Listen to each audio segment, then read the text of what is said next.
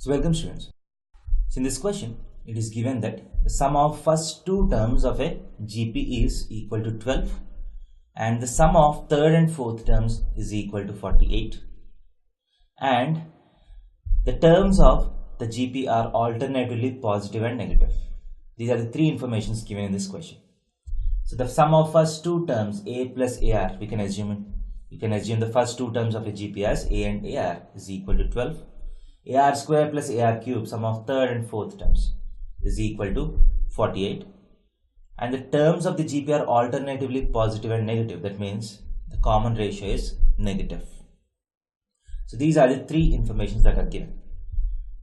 Now, can you find the first term of the GP? That's the question. First, what we do is A times 1 plus R is equal to 12. And from this, if you take AR square as common, 1 plus R is equal to 48. So if you divide one with other, R square is equal to 48 by 12 is equal to 4. Simple as R is equal to plus or minus 2. But the terms are alternatively positive and negative. That means the common ratio is negative. So this implies R is equal to minus 2. And if you put R is equal to minus 2 in this, so A times minus 1 is equal to 12. A is equal to minus 12. So option C is the right answer to this question. Thank you.